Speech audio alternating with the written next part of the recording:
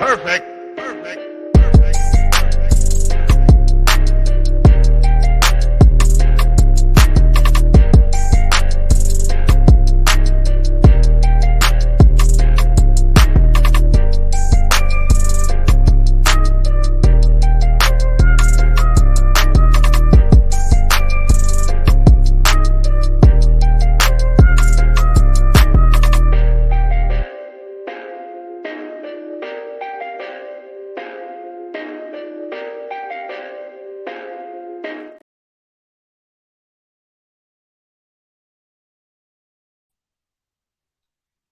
All right, everybody, what's going on, man? How y'all doing today, man? Welcome to our week 2 recap.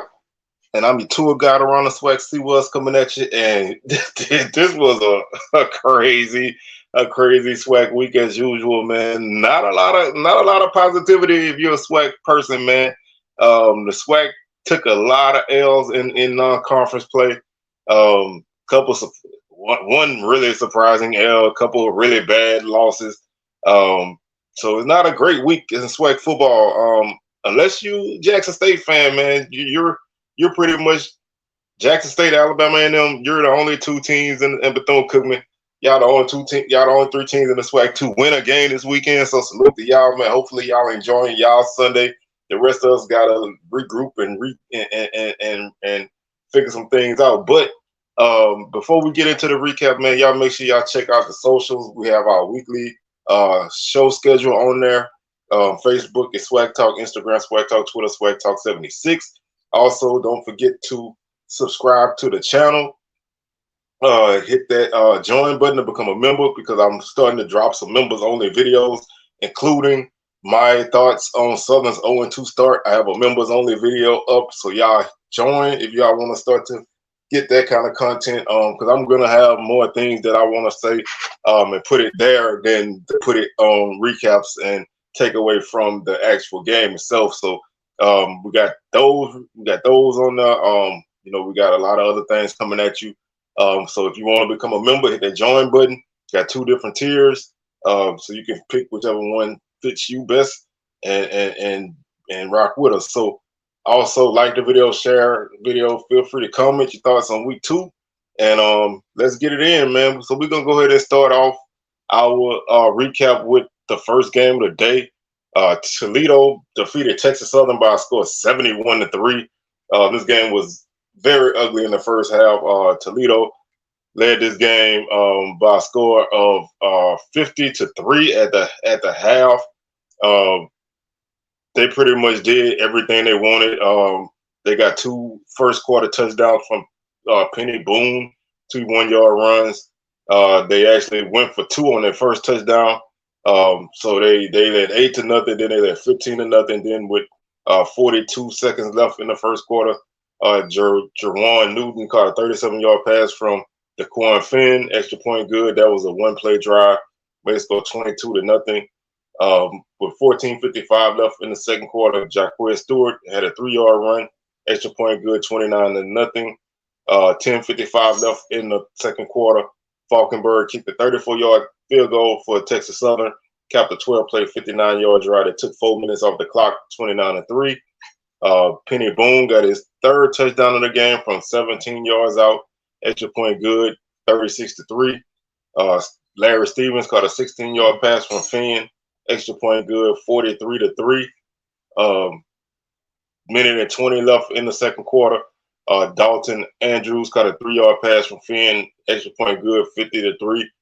Larry Stevens, 10-yard run to start the third quarter. Larry Stevens, a 10-yard pass from Tucker Gleason to start the third quarter, 57-3. Cooper Rusk caught a 10-yard pass from Gleason with 13:38 left in the game, made the score 64-3. And then Mike Drennan ran a 7-yard run with 4 minutes left in the game to make the final score 71-3. Texas Southern finished with 17 first downs, Toledo 34. Texas Southern ran the ball for 141 yards on 40 carries, 3.5 yards per carry. Toledo 178 yards, 43 carries, 4.1 yards per carry with 5 touchdowns. 97 yards passing for the Tigers, 9 of 21, no touchdowns, 1 interception. 371 through the air for Toledo, 27 of 32, 5 touchdowns, no interceptions. 238 yards for the Tigers, 61 plays, 3.9 yards per play. They fumbled once and lost it. They had 11 penalties for 108 yards, 549 yards for Toledo, 75 plays, 7.3 yards per play, one fumble, and they didn't lose it. They had 4 penalties for 43 yards, 7 punts for Texas Southern for 250 yards, 35.7-yard average. Toledo punted once for 38 yards. Time of possession 28:03 for the Tigers, 31:57 for the Rockets. Texas Southern 4 of 12 on third downs, didn't go for a fourth down attempt. 1 for 2 in the red zone. They had no sacks. They made their only field goal. Toledo 10 of 12 on third down. They didn't attempt a fourth down. They were 9 for 9 in the red zone, and they had 5 sacks on the night, and they were 9 of 9 on extra points. Individually, the Tigers were led by Jace Wilson, 8 of 20 for 92 yards, no touchdowns, 1 interception, sacked 5 times. Daquan Finn led Toledo, going 16 of 17 for 232 yards, 3 touchdowns, no interceptions, no sacks. Tucker Gleason, 8 of 11 for 90 yards, 2 touchdowns, no interceptions, and no sacks. Ja'Cory Howard led Texas Southern with 11 carries for 43 yards, 3.9 yards per carry. Penny Boone, 6 carries, 39 yards to lead Toledo, and 3 touchdowns, 6.5 yards per carry. Derek Morton, 1 for 31 to lead Texas Southern. Quay Davis, 1 for 23. CC Ezerim led Toledo with 3 catches for 79 yards. Cooper Rusk, 5 for 64 and 1 touchdown. Larry Stevens, 5 for 62 and 2 touchdowns. Jacob Williams led Texas Southern with 13 tackles, 1 tackle for loss. Calvin Henderson had 12 tackles also. Toledo was led by Dallas Gant with 6 tackles. Peters and Butler each had 5 tackles. Judge Culpepper had 2 tackles for loss to lead the Rockets, and he also had 2 sacks. He also had a forced fumble and a fumble recovery. And Nate Bauer had the interception for Toledo. So not a lot to say about this game. Andrew Body did not play, so that kind of handicapped TSU offensively. But they move on to their next game against Rice. So we'll see what the Tigers do next week. Savannah State dropped a 31-6 defeat to Bethune-Cookman. Nice bounce back game for Bethune-Cookman. I had some questions about this team coming into this game, but they seem to have, at least this week, got some positivity going. They scored first when Juvencely Basil had a 13-yard run, extra point good. That was a 10-play, 80-yard drive, took 3:48 off the clock, came with 4:14 left in the first quarter, 7-3. 4:14 left in the second quarter, 7-0. Savannah State got a 26-yard field goal from Lockhart with no time left in the first half to make the score 7-3. Lockhart opened up the second half scoring with a field goal from 37 yards out with 10-10 left in the third, make the score 7-6. Basil got a 22-yard run for Bethune-Cookman with 9:13 left in the third quarter, make the score 14-6 after the extra point. Dakari Allen Johnson caught a 5-yard pass from Luke Sprague, extra point good, 21-6. Cade Hector kicked a 45-yard field goal for Bethune-Cookman with 9 minutes left in the fourth quarter, 24-6. And Dakari Allen Johnson caught a 12-yard pass from Luke Sprague, extra point good, 31-6. Savannah State 15 first downs, Bethune-Cookman 25. 80 yards rushing for the Tigers, 125 for the Wildcats. 27 attempts for Savannah State, 3 yards per carry. 29 attempts for Bethune-Cookman, 4.3 yards per carry. 193 yards through the air for Savannah State, 17 of 31, no touchdowns, no interceptions. 262 yards for Bethune-Cookman, 25 of 35, 2 touchdowns, 1 interception. 273 yards of offense for Savannah State, 58 plays, 4.7 yards per play. They fumbled once and lost it. They had 9 penalties for 95 yards. Bethune-Cookman, 387 yards on 64 plays, 6 yards per play, 1 fumble, and they lost it. They had 3 penalties for 20 yards, 33.7 yard per punt average for Savannah State, 21-yard average for Bethune-Cookman on punts. Time of possession 29-13, Savannah State 30-47, Bethune-Cookman. The Tigers were 1 for 12 on third down and 1 for 2 on fourth down. They were 2 for 3 in the red zone. They had 2 sacks, and they made 2 of 3 field goals. Bethune-Cookman 5 of 10 on third down. No fourth down attempts, 3 for 3 in the red zone, 2 sacks for them, and they were 4 for 4 on extra points, and they were 1 for 2 on field goals. Individually, Jadon Adams, 15 of 29 for Savannah State, 184 yards, no touchdowns, no interceptions. He was sacked twice. Luke Sprague, 23 of 29 for Bethune-Cookman, 223 yards, 2 touchdowns, no interceptions, no sacks. Joseph Hampton led Savannah State with 9 carries for 53 yards, averaged 5.9 yards per carry. Basil, 6 carries, 64 yards for Bethune-Cookman, 2 touchdowns, averaged 10.7 yards per carry. Really, really good game for him. Not necessarily in the total yardage, but that yard per carry was good. The passing game was really solid for Bethune-Cookman. Deshaun Mitchell led Savannah State with 5 catches for 64 yards. Tink Boyd, 2 catches, 68 yards for Bethune-Cookman. Ellington, 6 for 65. Allen Johnson, 6 for 49 and 2 touchdowns. Dion Bell and Tavare Bruton led Savannah State with 8 tackles apiece. Bell had 2.5 tackles for loss, and Phillips had 1 sack. Dawkins had a forced fumble and a fumble recovery, and he had an interception. Bethune-Cookman was led by Darius Thomas with 9 tackles. He also led the team with 2 tackles for loss, along with Jalen Christian. And Christian and Thomas each had 1 sack.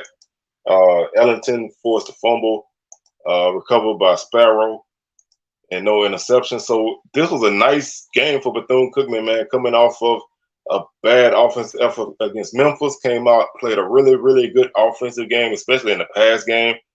So really solid effort for the Golden Lions. For the Wildcats.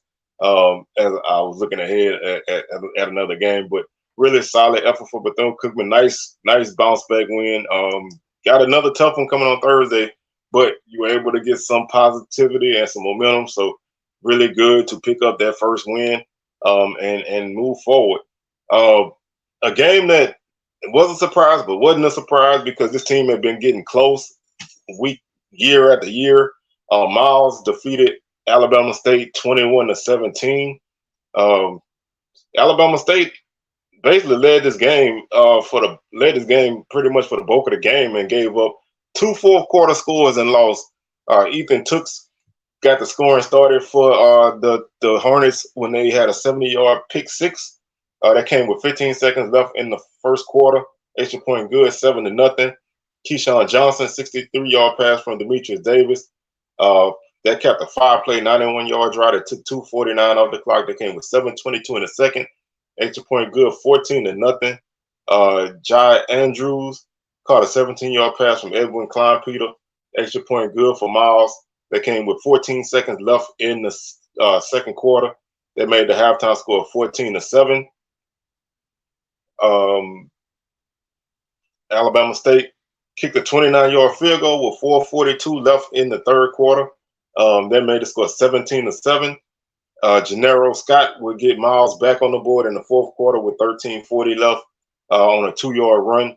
Extra point good. That kept a 12-play, 75-yard drive, 6:02 off the clock, 17-14. And then Scott got a 6-yard touchdown run with 5:38 left in the game. Extra point good. That capped a 96-yard drive that took 11 plays and 6:02 off the clock.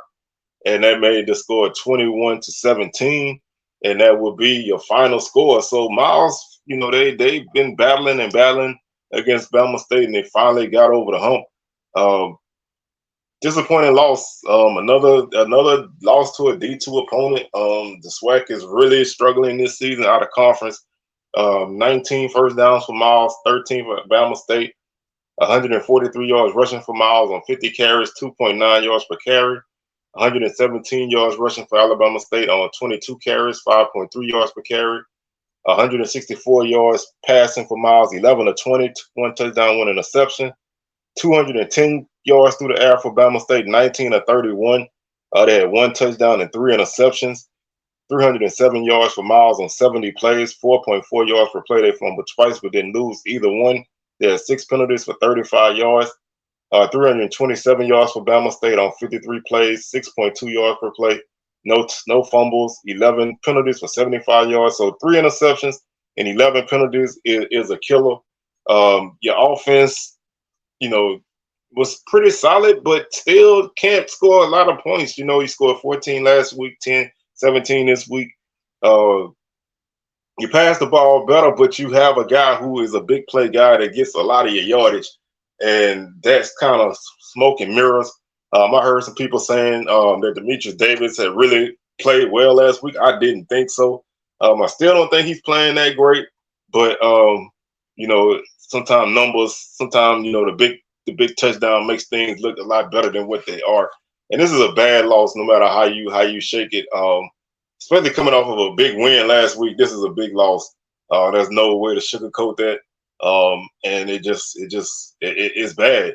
33-yard per punt average for Miles, 39.5 for Bama State. Time of possession, 34-11 for Miles, 25-42 for Alabama State. 7 of 15 on third down for Miles. They didn't attempt a fourth down. Alabama State 3 of 11 on third down, 1 or 2 on fourth down. 3 of 3 in the red zone for Miles, 1 for 2 for Alabama State. Both teams had 2 sacks. Miles made all 3 of the extra points. Alabama State made both of theirs, and they made their only field goal. Miles didn't attempt a field goal. Klein Peter, 11 of 20 for 164 yards, 1 touchdown, 1 interception. He was sacked twice. Davis, 14 of 23, 151 yards, 1 touchdown, 2 interceptions, 2 sacks. Stewart, 5 of 8 for 59 yards, no touchdowns, 1 interception, no sacks. Scott led Miles with 74 yards on 17 carries, 2 touchdowns. Davis, 6 carries, 64 yards. Did average 10.7 yards per carry on the night. Howell, 6 for 46, 7.7. Andrews led Miles with 6 catches for 95 yards and 1 touchdown. Johnson, 7 for 103 and a touchdown. He did have that 63-yarder. He's the only guy making plays in the pass game, honestly. I mean, he had 7 catches, and the next highest guy was 4. Then the next highest guy was 2. So they look at him a lot, and he's producing, but nobody else is really producing right now. Williams led Miles with 6 tackles. Also, McNeely had 6 tackles for loss. Brown had 2 to lead the team. Sacks. Rogers and Dowdell each had 1 sack apiece. Interceptions went to Williams, Gradarius Brown, and Jamarius Brown. They all had 1 interception apiece. Alabama State was led in tackles by Bubba Adams with 17 tackles. He had a huge game individually with tackles. Smith Cobb had 1.5 tackles for loss to lead the team. Smith Cobb and Young Roll each had 1 sack apiece. Interception went to Tukes, who ran it 70 yards for a touchdown. So, like I said, man, not a lot of great things to say about this game. I mean, Miles been knocking on the door the last 2 years, and they finally busted in. This is still a disappointing loss, man, no matter how you shape it. Bama State got to bounce back. That's the theme of this show, is bounce back next week, because everybody pretty much got to bounce back next week. Alcorn dropped a 38-10 decision to Stephen F. Austin. Another game I thought would be either closer or Alcorn would win, and neither one of those were the case.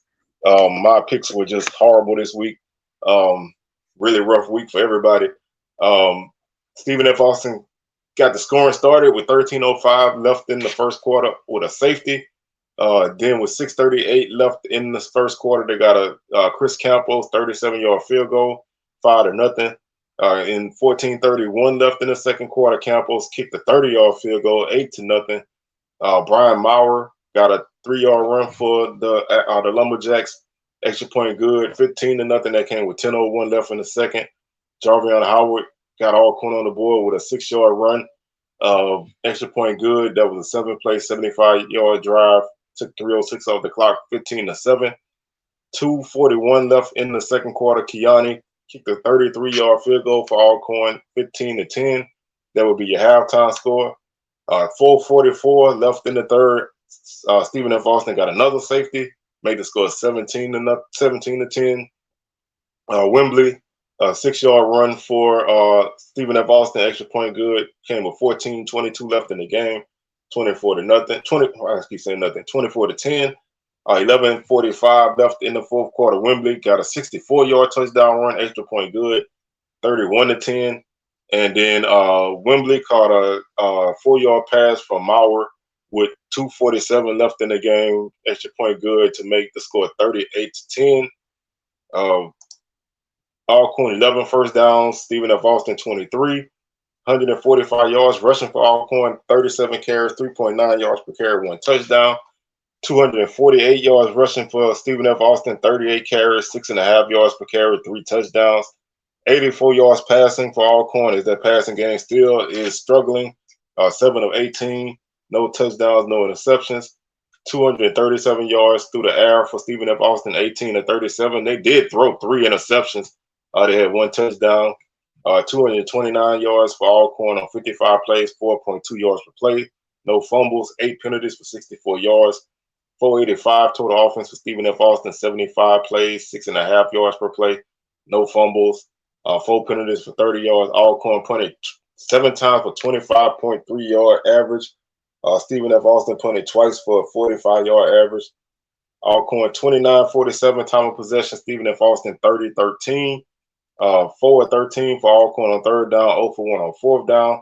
They were 2 for 2 in the red zone, 2 sacks, 1 for 1 on extra points, 1 of 1 on field goals. Stephen F. Austin 8 of 15 on third down, 1 for 1 on fourth downs, 5 of 6 in the red zone. They had 3 sacks, and they were 4 of 4 on extra points and 2 of 3 on field goals. Individually, Alcorn was led by Aaron Allen going 5 of 10 for 53 yards. He was sacked 3 times, making 2 of 8 for 31 yards. Maurer 18 of 37 for Stephen F. Austin for 237 yards, 1 touchdown, 3 interceptions, 2 sacks. Howard 17 carries, 63 yards, and a touchdown. Wembley 18 for 122 and 1 touchdown. 18 for 122 and 2 touchdowns. Maurer 8 for 85 and 1 touchdown. Rogers led Alcorn 1 catch for 28 yards. Hunt 1 for 27. Rico led Stephen F. Austin with 6 catches for 91 yards. Ellis led Alcorn with 9 tackles. He also had 1 tackle for loss along with Edwards, and they both had 1 sack apiece. No forced fumbles. Interceptions were by Garcia, Towns, and Jones. Stephen F. Austin was led in tackles by Brown with 8 tackles for loss. Murray had 2.5 sacks. They were led by Smith with 1. No forced fumbles, no interceptions. So Alcorn's offense continues to kind of struggle. The run game is kind of there, but it's not getting over the hump. The pass game is definitely not there right now. So they have a lot of things to work out before they move forward in their next game. Like I said, just a rough week. Pine Bluff had a good showing against Tennessee State, especially late. They lost this game 24-14. Made a game of it in the fourth quarter, but couldn't get over the hump. Jordan Gant opened up the scoring for Tennessee State with a touchdown from 4 yards out with 7:10 left in the first quarter. That capped a 10-play, 99-yard drive, took 4:56 off the clock, 7-0. With 35 seconds left in the first half, Dimitri Crenshaw had a 1-yard touchdown run, extra point good. That capped a 12-play, 85-yard drive. That took the 12-play, 85-yard drive, 14-0. With 53 seconds left in the third quarter, James Lowry, 23-yard field goal for the Tigers, made the score 17-0. That capped a 10-play, 74-yard drive. Jonas Davis got Pine Bluff on the board with 4-yard run, extra point good, 75-yard drive, 17-7. Kelvin English had a touchdown run, extra point good, 6:43 left in the game. That capped a 99-yard drive, 17-14, and then Tennessee State blocked the field goal, picked it up, and ran it in. 24-14 is the final margin. 18 first downs for Tennessee State, 20 first downs for Pine Bluff, 184 yards for Tennessee State on the ground, 38 carries, 4.8 yards per carry, 2 touchdowns. Pine Bluff 170 yards, rushing 41 carries, 4.1 yards per carry, 2 touchdowns. 195 yards passing for Tennessee State, 16 of 22, no touchdowns, no interceptions. 206 through the air for Pine Bluff, 19 of 24, no touchdowns, no interceptions. 379 total offense for Tennessee State, 60 plays, 6.3 yards per play. They fumbled 5 times and lost 1. They had 4 penalties for 35 yards. Pine Bluff 376 total offense, 65 plays, 5.8 yards per play. They fumbled once, didn't lose it. They had 6 penalties for 40 yards. Very lightly penalized game. 10 penalties for 75 total yards between the two teams. Tennessee State 37.2 yard average on 5 punts. Pine Bluff 41.2 on 6 punts. Time of possession, that's not right. So I don't know. They got that all time of possession stats are all wrong. Tennessee State 6 of 11 on 3rd down. 0 for 1 on 4th down. Pine Bluff 5 of 12 on 3rd down. 0 for 1 on 4th down. 3 of 4 in the red zone for Tennessee State. They had 2 sacks. They were 3 for 3 on extra points. They were 1 for 1 on field goals. Pine Bluff 2 or 3 in the red zone, 3 sacks, 2 for 2 on extra points, and they missed their only field goal. Individually, Devion Bryant was 14 of 19 for Tennessee State, 174 yards, no touchdown, no interceptions, 2 sacks. Jalen Macon, 19 of 24, 206 yards, no touchdown, no interceptions. He was sacked twice. Jalen Rouse led Tennessee State with 17 carries for 91 yards. Jonas Davis, 24 carries, 167 yards for Pine Bluff and 1 touchdown, average 7 yards per carry. Really, really good game for him. Johnson led Tennessee State with 4 catches for 64 yards. Ballard, 4 for 65 for Pine Bluff. Green and Monroe Beard, who is a Pine Bluff guy playing against his old team, they both had 11 tackles. Walker led the team with 2 tackles for loss. And Walker and Allen had a sack apiece. No forced fumbles and no interceptions. Pine Bluff was led in tackles by Rico Dozier with 13. Fleming with 3 tackles for loss and also 2 sacks. He also had 1 forced fumble. Recovery by Morrison and no interceptions. Pine Bluff, they had some opportunities that they couldn't take advantage of in this game, but they played a really good game and they looked really good in their first 2 games. I mean, yes, they lost like 42-7 to Tulsa, but they played a really solid first half against Tulsa before the floodgates opened. They played, they scored late in this game, but the offense moved the ball very well. Davis ran the ball extremely well, 167 yards. So Pine Bluff is a team to look out for. I mean, Coach Hampton has those boys playing hard. They're believing that they can win, and they're going to be a tough out if they can continue to play well and stay healthy. They don't let these couple losses hurt them. They're going to be tough for teams to beat. So, right now I wouldn't want to play them, especially the way some of these teams are playing, because Pine Bluff's going to beat somebody and they're going to maybe finish better than I thought they would. But it's still very early, and they have to get on the win side first. But it's at least a good start. USF beat FAMU by a score 38-24. Terrell Jennings got the Rattlers on the board first with a 1-yard run. Extra point good. That came with 12:21 left in the first. Brown got USF on the board with a 7-yard pass from Byron Brown.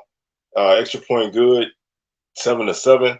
Byron Brown ran a 8-yard touchdown run for USF. 8:02 left in the first quarter, 14-7.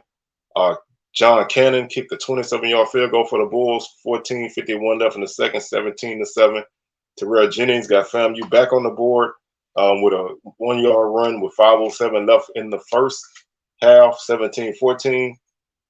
Little John caught a pass from Brown for 6 yards for a touchdown, extra point good, 24-14. That would be our halftime score.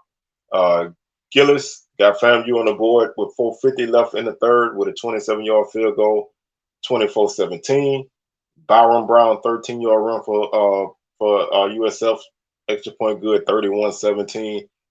Kelvin Dean, 45-yard pass for Musa. getting the Rattlers back on the board with 10:04 left in the fourth, make the score 31-24. And then Simmons caught a 31-yard pass from Brown, extra point good. That came with 7:39 left in the game, made the final margin 38-24. 24 first downs for both teams, 19 yards rushing for FAMU on 29 carries, 0.7 yards per rush, 126 yards per carry for USF on 44 carries, 2.9 yards per rush, 2 touchdowns, 374 through the air for the Rattlers, 24 of 43, 1 touchdown, 3 interceptions, 234 through the air for the Bulls, 22 of 37, 3 touchdowns, no interceptions. 393 through the air. Total offense for the Rattlers, 72 plays, 5.5 yards per play. They fumbled twice and lost both. So 5 turnovers for FAMU, 12 penalties for 115 yards. Really, really rough game for them. 360 total offense for the Bulls, 81 plays, 4.4 yards per play, no fumbles. They had 14 penalties for 114 yards. Now, this was a very highly penalized game. 40-yard average per punt for FAMU, 41.4 for USF, 31-47 time of possession for FAMU, 28-13 for the Bulls, 4 of 11 for FAMU on third down, 1 for 2 on fourth down, 8 of 19 for USF on third down, 2 of 4 on fourth down, 3 of 4 in the red zone for FAMU, 5 of 5 in the red zone for USF. FAMU did have 6 sacks. USF had 4. Both teams made all their field goals. FAMU was 3 of 3. USF was 5 of 5. Extra points. They both made all their extra points. 3 of 3 for FAMU, 5 of 5 for USF. Both teams made 1 field goal apiece. They were 1 for 1. Musa 24 of 43, 374, 1 touchdown, 3 interceptions, was sacked 4 times. Brown 20 of 34, 197 yards, 3 touchdowns, no interceptions. He was sacked 6 times. Yant led FAMU with 8 carries for 22 yards. Wright led the Bulls with 9 carries for 55 yards. Dixon led FAMU with 6 catches for 98 yards. Simmons led USF with 3 catches for 54 yards and a touchdown. Dunn led FAMU with 12 tackles. Major had 11. Cheney had 10. Major had 3 tackles for loss, and he also had 2 sacks to lead the team. And that was it. USF was led in tackles by Gordon with 7. He also had 2.5 tackles for loss, along with Ross to lead the team. Ross, Vaughn, Williams, and Brown each had 1 sack apiece. Forced fumbles went to Schuler and Petway. Interceptions went to Berryhill with 2 and Stokes with 1. So, as you can see, this game was, this was not this was a 14-point game. FAMU turned the ball over 5 times and had 115 yards of penalties. That's enough to keep you out of winning a game, man. In a game like this, you had to play mistake-free football, and they ran the ball poorly and they turned the ball over and had a lot of penalties, but they still was in a 1-score game with about a half of the fourth quarter left. So they were in this game. They really, and I know everybody laughed, but they had a lot of self-inflicted situations in this game. I mean, when you look at the turnovers and the penalties and the lack of run game, they really hurt themselves. USF played a solid game as well, though, so they did their part to make it tough on FAMU, but FAMU really hurt themselves a lot in this game and blew a good chance to probably win this game, but they came up short, and they get ready for another game next week. Jackson State beat Southern 27-14, and Southern pulled a Valley this week and did not have a box score, but Jackson State looked really solid. Offensively, they thrived on the big play. Man, Andre Hunt is fast. That guy, man, on TV, that guy looks fast, and in person, that guy is fast. He ran that 75-yard touchdown to break Southern's back. It looked like everybody was standing still, man, and he was like weaving like Quicksilver in the X-Men movies. It was that kid's fast, man. That kid's fast. That's all I can say. That kid's fast. JSU, they had a Rico Powers had a long touchdown catch and run. The offense for Jackson State mainly thrived on the big play. They had a couple nice drives, but mainly they hit the big play, and that was enough to get them through. Southern had a big touchdown pass, but offensively they turned the ball over 3 more times. Um, 5 sacks for Jackson State on defense. Southern just, they shoot themselves in the foot. They allow a lot of big plays. They miss tackles. Jackson State came in, nice crowd from JSU, sold out crowd at Southern. Really good atmosphere. The Tigers win their fourth straight over Southern. Um, Dooley is 0-6 against Jackson State. TC Taylor is 1-0 against Southern.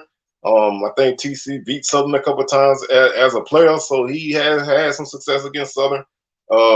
And Jackson State rebounded nicely from that FAMU loss. This team has a different energy and everything about them when you watch them. Not as much flashiness, not as much celebrating and taunting and stuff. They mainly about their business, and I like that. And I was very impressed with this team. They were on the ropes a little bit, but they battled back and they took care of business. Southern was unable to answer any punch that they took, and JSU really had a great game and found a way to win this game. So no box score, but I give my little recap of it. I do have a members only video, like I said, where I talk about Southern's 0-2 start. Didn't want to do that here because I didn't want to take away from the effort of Jackson State. I wanted to say that for something else, so I put that in another spot. Moving on to our next game, Abilene Christian beat Prairie View by a score of 45-16. Not close at all.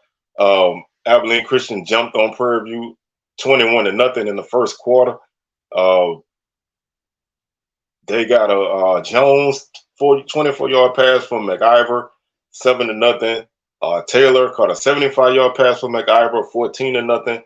Williams 12-yard punt return for Abilene Christian to make the score 21-0. Prairie View finally got on the board when Trezon Conley had a 9-yard run, extra point good. That came with 120 left in the first. The score was 21-7. Jones 40-yard pass from McIver with 7:24 left in the second quarter, 28-7. Ramsey kicked a 48-yard field goal with no time left in the second quarter for Abilene Christian. Made the score 31-7. That would be your halftime score. Jones 46-yard pass from McIver, 38-7. Reynolds 80-yard fumble return for the Wildcats, 45-7. Villa Gomez got Prairie View on the board with 8:18 left in the game. With a 17-yard field goal, and then Murray a 1-yard run for Prairie View with no time left. That gave the final score 45-16. 14 first downs for Abilene Christian and 45 points. Man, that's ridiculous. Prairie View 27 first downs, 79 yards rushing for Abilene Christian on 22 carries, 3.6 yards per carry. Prairie View ran the ball for 301 yards and still got blowed out. And they ran the ball for 5 yards per carry. So 301 yards on the ground, 60 carries, 5 yards per carry, 2 touchdowns. 314 through the air for Abilene Christian, 12 of 21, 4 touchdowns, 1 interception. 234 for Prairie View, 14 of 26, no touchdowns, 1 interception. 393 yards of total offense for Abilene Christian, 43 plays, 9.1 yards per play. They fumbled 3 times and lost 1. They had 6 penalties for 45 yards. Prairie View, 535. Total offense, 86 plays, 6.2 yards per play, 4 fumbles, lost 2. 6 penalties for 37 yards. 48-yard punt average for Abilene Christian, 31.8 for Prairie View. 21-30 time of possession for Abilene Christian, 30.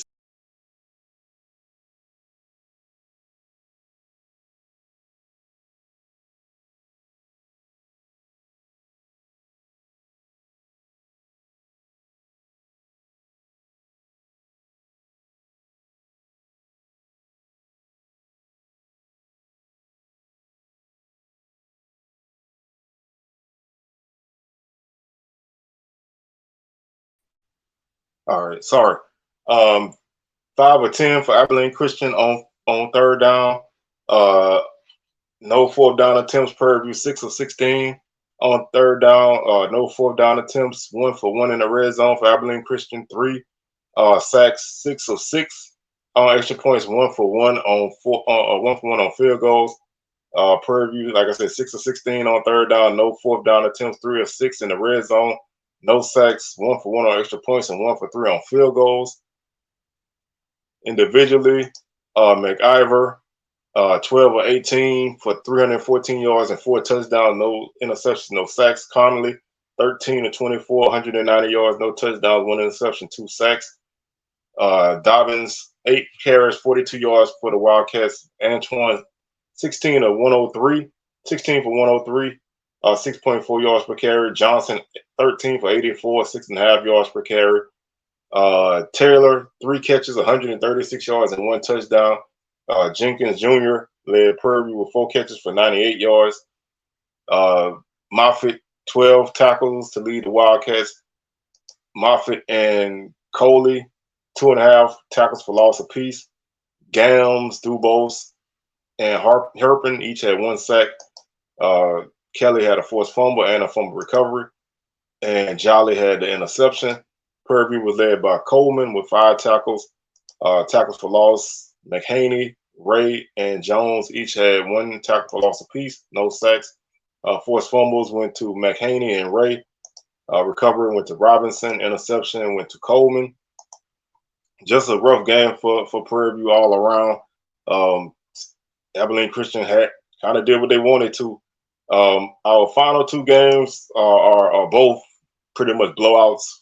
Alabama A&M defeated Lane 51-13. Big game for the Bulldogs. Cameron Young caught a 9-yard pass from Langford to open up the scoring, 7-0. Nokawino, I know I'm pronouncing his name wrong.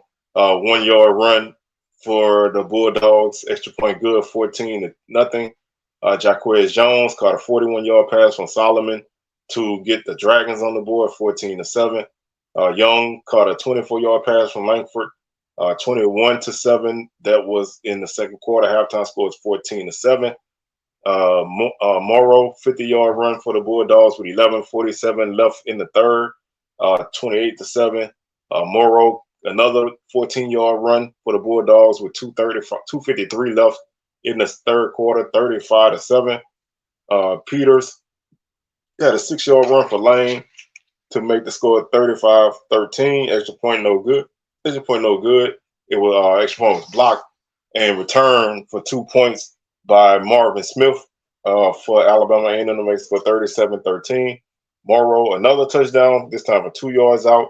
Extra point good, 44-13. And Gardner, 69-yard punt return, making the score 51-13 after the extra point. Lane, 22 first downs, Alabama A&M 19, 160 yards rushing for Lane on 35 carries, 4.6 yards per carry, 1 touchdown. 239 on the ground for the Bulldogs, 34 carries, 7 yards per carry, 4 touchdowns. 219 through the air for Lane, 18-38. They were one touchdown, 4 interceptions. Alabama A&M 136 yards passing, 16-20, 2 touchdowns, 1 interception. 379 for Lane on total offense, 73 plays, 5.2 yards per play, no fumbles. They had 4 penalties. 375 for Alabama A&M, 54 plays, 6.9 yards per play. They had 1 fumble and lost it. 6 penalties for 35 yards. 29.2 yard average for Lane, 41-yard average for Alabama A&M. Time of possession 33:03 for the Dragons, 3 of 12 on third down, 0 for 2 on fourth down, 1 for 1 in the red zone, 2 sacks, 1 for 2 on extra points, no field goals attempted. Bulldogs 8 of 11 on third down, no fourth down attempts, 4 of 4 in the red zone, 2 sacks. They were 7 of 7 on extra points and no field goals attempted. Solomon, 15 of 32 for Lane, 186 yards, 1 touchdown, 3 interceptions, 2 sacks. Langford, 15 of 19, 131 yards, 2 touchdowns, 1 interception, 2 sacks. Dewey led Lane with 22 carries for 122 yards. Morrow, 18 for 191 and 3 touchdowns for the Bulldogs, averaged 10.6 yards per carry. Jones led Lane with 3 catches for 63 yards and a touchdown. Young 8 for 74 and 2 touchdowns for the Bulldogs. Sacobia led Lane with 9 tackles. Hassan 2 tackles for loss. Hassan and Summers each had 1 sack. Interception went to Jones. Bulldogs were led in tackles by Smith and Mitchell with 10 apiece. Mitchell led the team with 2 tackles for loss and 2 sacks. He also, Bulldogs had 2 interceptions from Pate and 1 from Smith and 1 from Dawson. So really solid game for Alabama and them bouncing back from that Vanderbilt loss. Really strong running game, opportunistic pass game, but offensively they really got it done on the ground and were able to put up a lot of points and get them a win at home. Grambling dropped a 72-10 game to Grambling. This score was actually 14-10 after 1. Grambling played a really solid first quarter. I'm not going to run through all these touchdowns, but Miles Crawley threw a 13-yard touchdown to J.R. Waters with 9:15 left in the first quarter, and they got a field goal with 2:21 left in the first quarter to make the score 14-10, and then Grambling ripped off 28 points in the second quarter, 14 points in the third quarter, and then 16 points in the fourth quarter, and they went for 2. Well, they said it was a safety. I guess I don't know what happened. I might have to go back and watch it. But Grambling, they started off pretty solidly, but LSU really hit them tough late in the game. 16 first downs for Grambling, 34 for LSU. 163 yards on the ground for the Tigers, 29 carries, 5.6 yards per carry. No touchdowns, 302 on the ground for LSU, 48 carries, 6.3 yards per carry, 5 touchdowns.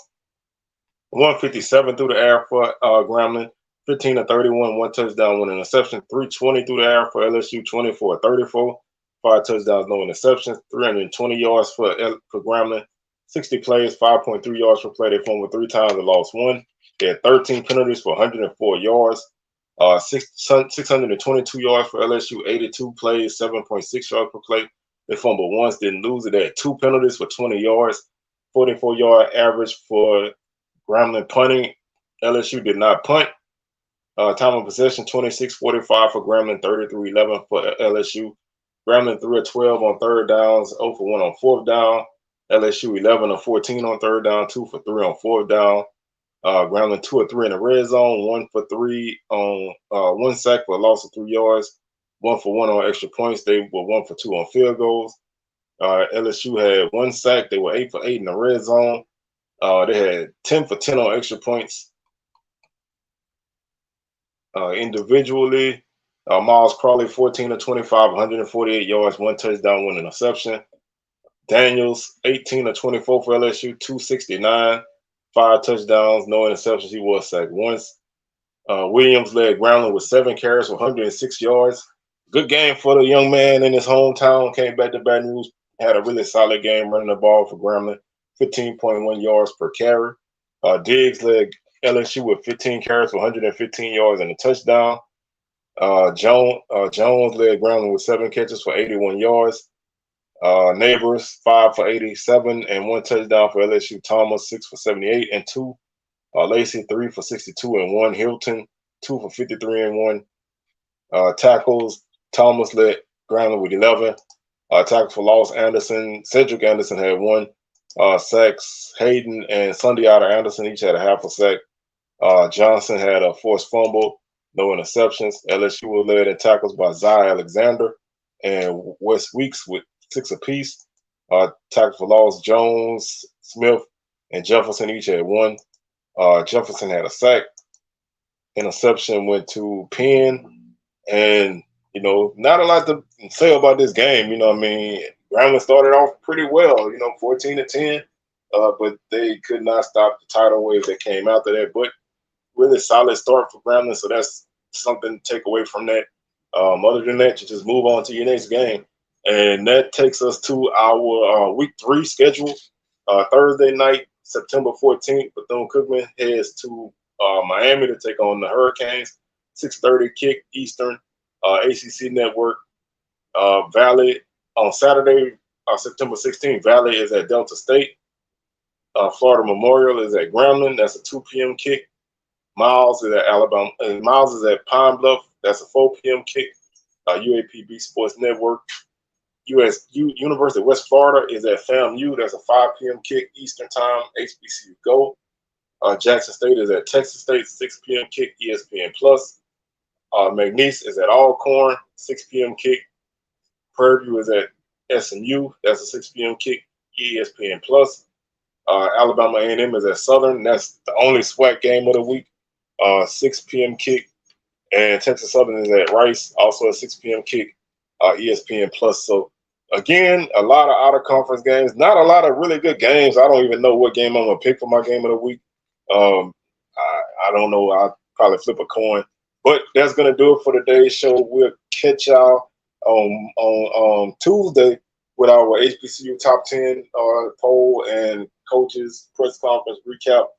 Wednesday is our week 3 preview. Thursday, SWAC Smoke, 6 p.m. Central, 7 p.m. Eastern. Also, Tuesday, I will be on the From the Hill podcast. I'll put the details on my social when I get them. So y'all make sure y'all check that out. And we'll catch y'all on the rebound. Peace.